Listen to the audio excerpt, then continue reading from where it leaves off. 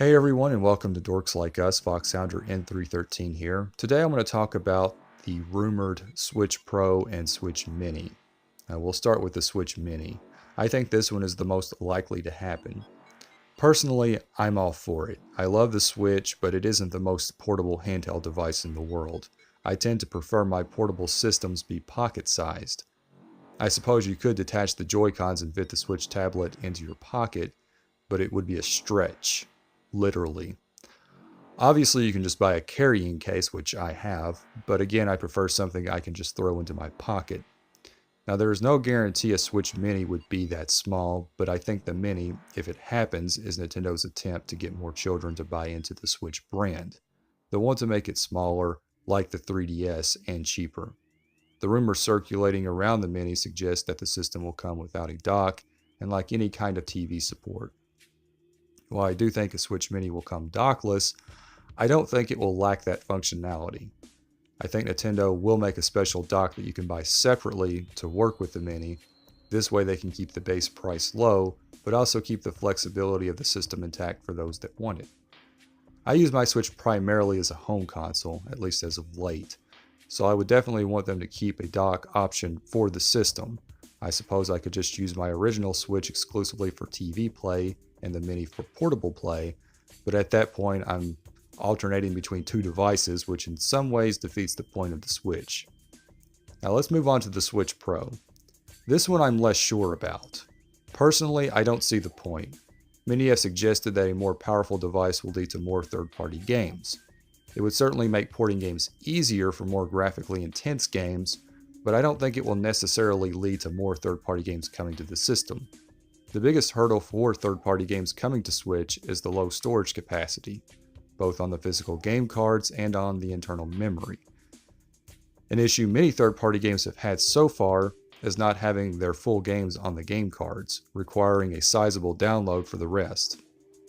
It's an issue as is for games that are 20 to 40 gigabytes, so there's no way we're ever going to get bigger games like Red Dead Redemption 2 or Far Cry 5 unless they work some serious compression magic.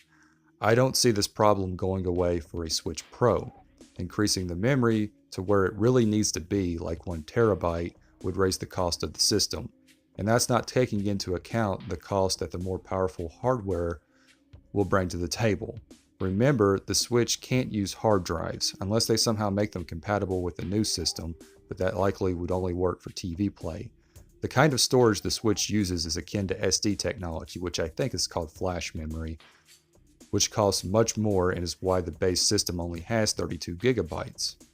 The other issue is whether or not Nintendo would allow developers to make games exclusively for the Pro, which I think is questionable. I don't think Nintendo themselves would, and I also don't think they would want third parties to do so either. At least not this soon. Going by the rumors, a Switch Pro could launch as early as this year. In my opinion, that is too soon. The Switch will have only been on the market for 2 years this March.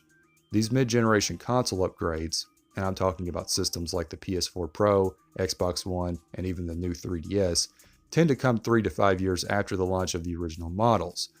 Also, you have to consider the big install base of the Switch, many of which won't upgrade.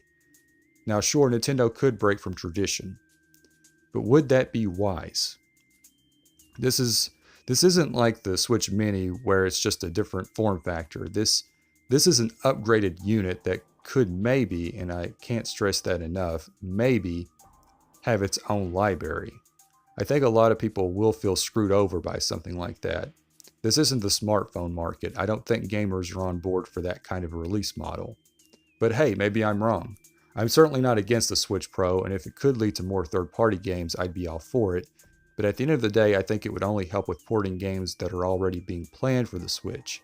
Unless it packs more storage, I don't see it increasing the number of titles on the system, and again, I have my doubts as to whether or not Nintendo would actually allow devs to make games exclusively for the Pro. And I honestly don't see Nintendo bending over backwards that much for third-party games. I think Nintendo's attitude towards third parties is if we get the support, good, but if we don't, we don't. So that's my thoughts on the Switch Pro and the Switch Mini. Let me know what you guys think though in the comments below. Which of these two systems would you like to see, or would you like to see both of them?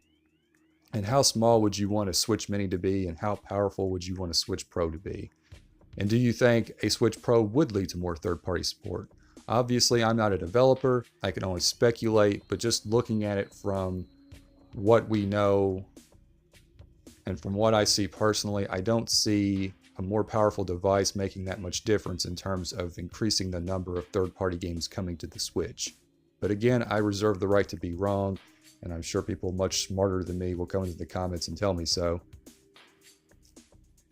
Tell me that the Switch Pro would lead to more third-party games, but I guess it's a wait-and-see thing. We don't know if either of these things are going to happen for sure. I think the Switch Mini is almost a guarantee. I certainly hope that they keep some sort of dock out there on the market for it. I don't think, again, it will come with one, but I don't want them to abandon that functionality. But I do want a smaller unit. So yeah, there you go. Like I said, let me know what you think in the comments. Be sure to hit the like button, subscribe to us if you haven't already, and stay tuned for more gaming discussions here on Dorks Like Us. This is Foxhounder signing off. God bless.